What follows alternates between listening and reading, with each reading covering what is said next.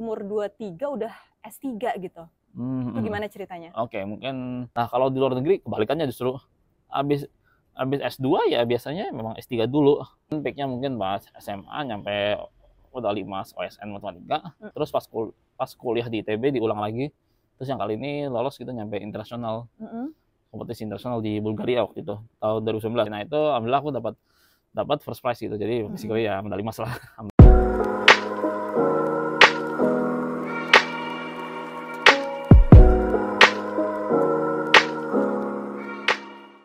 Hai, sekarang aku udah sama teman aku. Halo. Tolong perkenalkan diri. Halo semuanya. Halo, jadi perkenalkan nama lengkap aku Muhammad Afif Rahman. Bisa dipanggil aja Afif. Aku sendiri merupakan mahasiswa tingkat kedua di UNSW Australia juga sama seperti Mbak Sofi. Dan saat ini saya sedang menempuh jurusan matematika di School of Mathematics and Science. Nah, jenis beasiswanya? Berdasarkan beasiswa kampus gitu. Nama officialnya Tuition Fee Scholarship plus Research Stipend gitu. Jadi bukan LPDP ya? Bukan. Afif sekarang umurnya berapa? Saat ini 25 alhamdulillah. Berarti kelahiran tahun 99 ya? Ya, kira-kira segitulah. Dan dia Gen Z berarti, guys. Pas aku masuk kira-kira umur 23 lah. Berarti kan itu kan cepet banget nih, Viv ya? Ya, gitulah. Bisa diceritain nggak sih perjalanan akademisnya kok umur 23 udah S3 gitu? Itu gimana ceritanya? Oke, mungkin kalau dari SD sampai SMA nggak ada akselerasi gitu, jadi full 12 tahun. Ya paling mungkin TK akselerasi lah setahun. Tapi sebenarnya lebih ke DO sih. Kenapa kok DO? DO nggak tahu, tadi kan TK kan biasanya kan nol kecil nol besar. Nah aku waktu itu nol kecil, terus kata ortu kayak ini Afif katanya pas males katanya nyanyi doang isinya TK, jadi kita langsung SD aja. Nggak lulus TK, nggak ada ijazah TK. Cuma nggak tahu sih, nggak kepake juga buat undangan. Jadi ya udah. Terus ya oke, jadi kan ya SD di Banjarmasin. Aku aslinya Banjarmasin. Dari lahir nyampe SD lah intinya. Terus pas SMP SMA aku 6 tahun di boarding school di Tangerang Selatan. Apa? Di mana? Namanya SMA Karisma Bangsa gitu. Mungkin bagi yang pendengaran tahu di Pondok Cabe dekat lapangan terbang. Ini info aja kali ya. Oke, terus itu kalau nggak salah aku lulus tahun 2016 SMA. Terus alhamdulillah waktu itu diterima jalur undangan di Institut Teknologi Bandung. Terus eventually masuk jurusan matematika, ya sama kayak S3 sekarang lah, kayak gitu.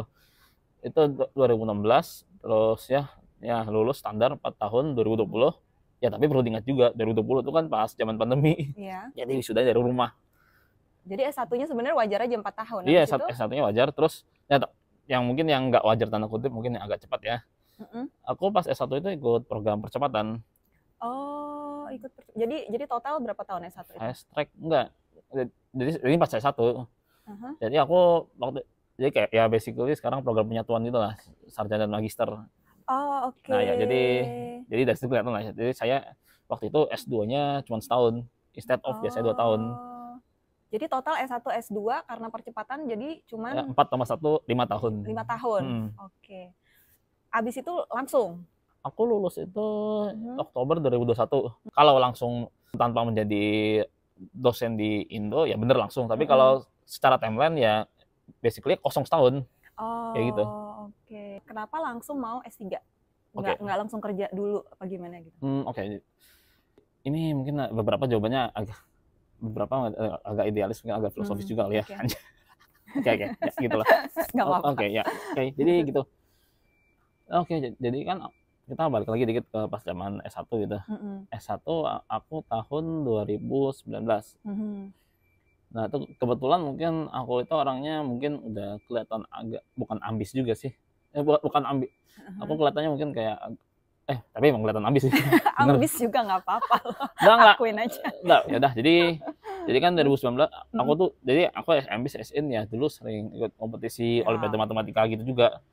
Sampai ya alhamdulillah nyampe dapat mungkin peaknya mungkin pas SMA nyampe udah 5 OSN matematika. Terus waktu itu nyaris jadi internasional pas SMA-nya. Terus pas kuliah di ITB diulang lagi. Terus yang kali ini lolos kita nyampe internasional. Kompetisi internasional di Bulgaria waktu itu tahun 2019. Dari kuliahnya dari ITB? Apanya? Maksudnya waktu jadi mahasiswa ITB ikut? Iya, waktu jadi mahasiswa ITB. Okay. ITB. Nah itu alhamdulillah aku dapat first prize gitu. Jadi basically ya medali emas lah. Alhamdulillah. Oh gitu. Wow. Alhamdulillah. Nah itu mungkin latar belakang. Tadi latar belakang kenapa S3 ya. Aku lulus 2016. Tahun 2019 kan kayak TA kan ya. Tugas akhir itu ya jadi aku mulai mikir tuh kayak abis itu ngapain. Jadi kalau secara singkatnya kayaknya riset oke juga nih. Jadi tertarik riset di bidang matematika sejak itu. Ya ditambah dengan trigger tadi kompetisi juga. Jadi aku memutuskan kayak oke, perlu studi lanjut gitu. Oke. Jadi memang udah punya visi ya kenapa harus studi lanjut itu emang karena ingin menyelesaikan sesuatu dan tertarik sama riset. Iya, itu basically menjawab kenapa sekarang S3 gitu. Oke. Terus mungkin tadi kan belum jawab juga kenapa S3 sekarang gitu. Kalau dijawab lagi, sebenarnya ada faktor internal gitu. Meskipun S2-nya saya dalam negeri, tapi kan saya riset juga itu kayak kalau mau lanjut tuh gimana gitu. Menyadari bahwa kalau di luar negeri biasanya habis S1 tuh langsung lanjut ke S3. Iya betul. Di sini kan ada ya pilihannya ya. Iya, kalau di Australia memang biasanya kalau honors bisa lanjut S3 langsung tanpa S2 atau tanpa ambil lamaran kerja gitu dulu. Iya. Ya, dan justru sebenarnya kalau di luar negeri, terutama mungkin di kayak US, UK gitu tuh malah lazim kayak gitu. Iya. Jadi kayak habis S1, S2, S3 speedrun gitu istilahnya. Iya. Terus tadi menjawab kenapa tidak lamar dosen dulu? Karena nah kalau di luar negeri kebalikannya justru habis S2 ya biasanya memang S3 dulu. Iya. Habis itu baru jadi kayak postdoc gitu. Mungkin kalau pendengar belum tahu kayak semacam ya riset muda gitulah. Iya. Tapi belum posisi tetap. Terus ya kayak postdoc di mana-mana, terus baru dapat posisi tetap. Ya justru di sini malah nggak bisa kalau cuma lulus S2. Enggak. Jadi akademisi kan ya harus ya, lulus S3. Akademisi SN yang udah kayak yang dosen berposisi tetap gitulah ya. Nah, aku boleh nanya nggak? Kenapa matematika nih? Karena kan matematika itu kan susah ya bagiku aja. Aku aja nggak bisa matematika. Tapi kan aku sempat nyinggung juga kan dari kecil udah kayak terekspos dengan kompetisi matematika gitu. Itu dari SD? Apa dari? Somehow dari SD. Wow. Somehow. Apa karena orang tua juga guru matematika mungkin? Enggak juga. Oh, jadi exposure-nya dari mana itu? Enggak juga. Orang tuaku dulu ASN biasa aja di Banjarmasin.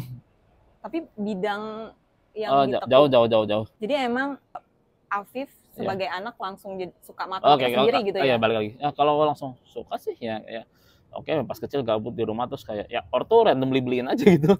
Oh, awal mulanya itu. Ortu kayak pas kecil randomly beliin kayak yang trik matematika cepat atau apalah gitu, terus kayak pas saya baca kayak bentar ini trik. Ya itu kan kayak pas kecil kan tahun 2000-an kan meskipun ya media udah ada TV atau apa gitu, tapi kan kayak masih belum kayak ada internet gitu. Jadi ya bacanya buku doang. Terus jadinya ya pas kecil jadinya ya baca buku doang.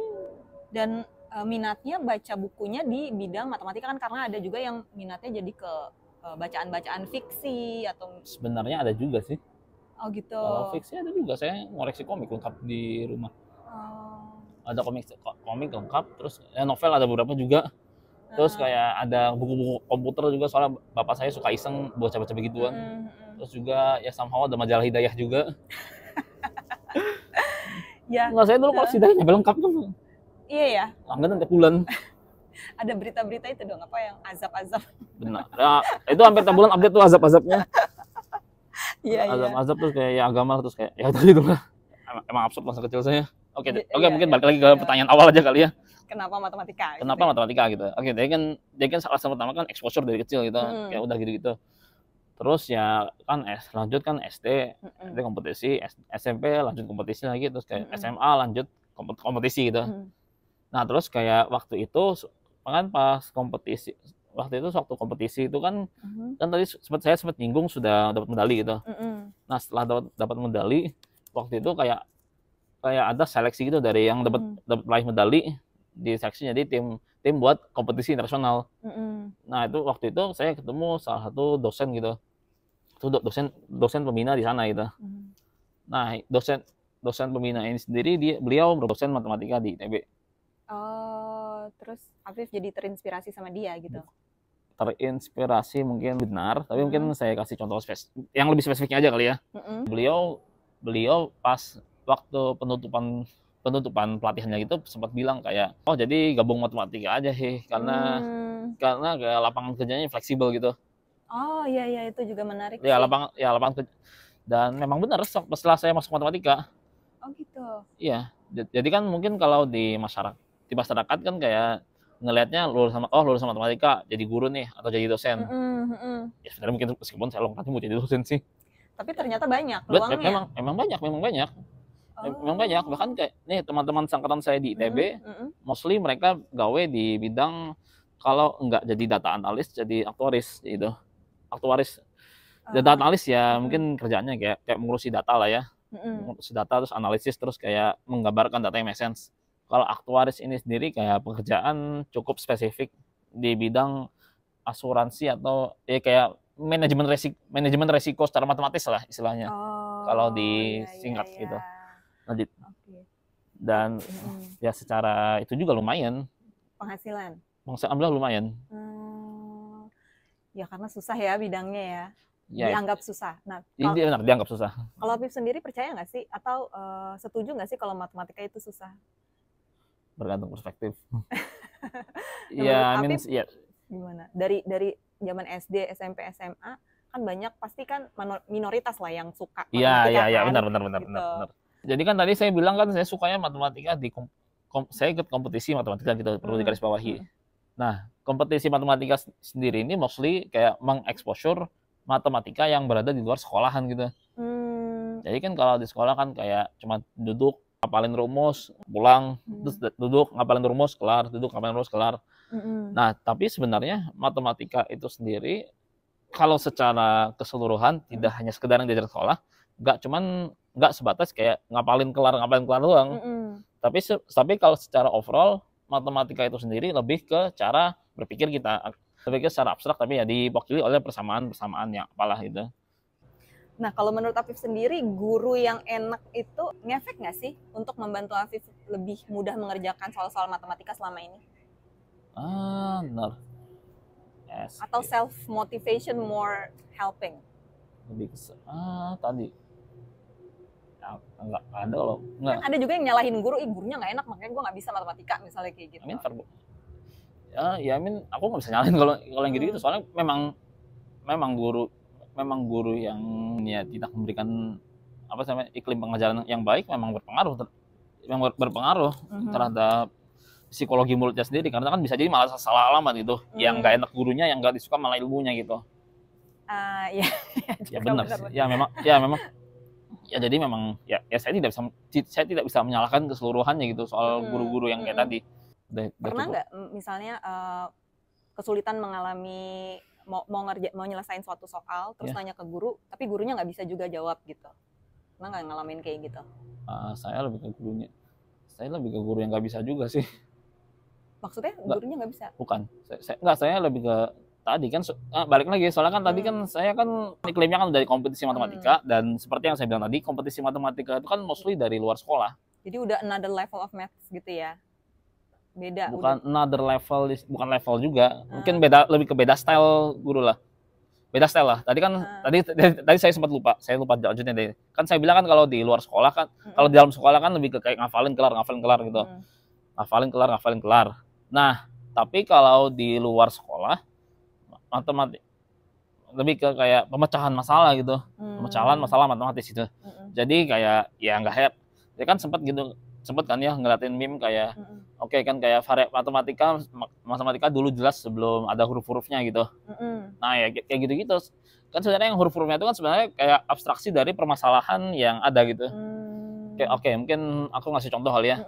Contohnya mungkin kan kayak jadi kan kayak harga 2 apel tambah 3 mangga 10.000 misal. Saya nggak tahu itu 2 mangga 2 apel berapa, siapa tahu 2 gram gitu. Terus kayak harga 3 apel tambah 2 mangga 15.000. Kayak ini saya nyebut angkanya asal aja. Nah itu kan sebenarnya kayak kalau kita lihat kan kayak bisa aja kita gambar 2 apel tambah 3 mangga sama dengan 10.000. Terus 3 mangga tambah 2 apel 10.000, 15.000. Ya sudah bisa aja gitu digambar-gambar. Cuman kan kalau lama-lama kan kalau misalkan yang digambarnya kayak anggur atau durian kan capek juga. Akhirnya diwakilkan dengan huruf.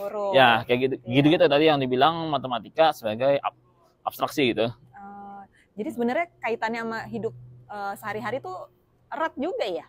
Bisa dieratkan sih. Konteksnya itu kan kalau tadi kan seperti yang saya bilang kan, matematika tadi kan bisa berguna buat asuransi.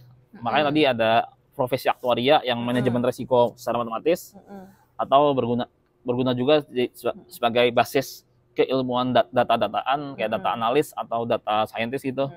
Nah, ya itu kalau di Indo. Kalau di luar negeri ya lebih banyak lagi gitu. Lapangannya kayak jadi financial atau ya balik data juga. Terus kayak ada sound processing atau kayak di kelautan juga ada. Di sini fun fact, di sini ilmu oceanografi masuknya di departemen matematika, bukan di teknik atau apa. Karena Nah, ada tips nggak biar suka matematika?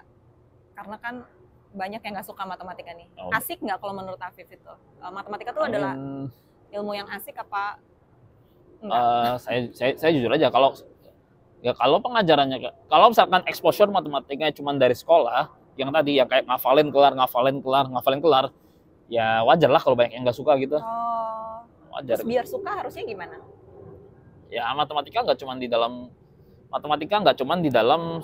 sekolah doang sebenarnya, nggak cuma di dalam kelas, masih banyak itu matematika yang bisa ada di luar kelas gitu.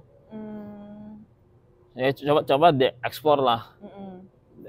Jadi kayak sekolah tuh cuman lebih kayak dasarnya kayak gini-gini gitu. Cuman ya kalau topik-topik spesifik saya rasa di materi di luar sekolah juga nggak kalah banyak. Terutama tadi kan juga buat mengatasi tadi masalah kan kayak gurunya nggak enak misalkan, atau kan gurunya terlalu cepat, atau gurunya kurang komprehensif gitu. Ya luar sekolah juga ada itu. Les gitu maksudnya ya? Nggak harus les juga sih. YouTube juga bisa. Okay. YouTube atau buka web terkait. Oke, jadi emang harus si anaknya emang harus mau nyari sumber lain gitu selain dari sekolah. Iya, secara singkatnya iya. Soalnya ini applicable nggak cuma di matematika ya, di bidang-bidang lain mungkin. Di bidang-bidang lain juga sama aja. Tapi so far emang Afif enjoy banget ya di matematika, atau pernah nggak terlintas mau ganti jurusan? Nggak tahu sih kalau di grup PhD saya bilangnya sukanya ternak lele aja mending. Ternak lele. Kalau nggak jadi matematisian mau jadi peternak gitu maksudnya? Nggak tahu sih. Iya. Oke.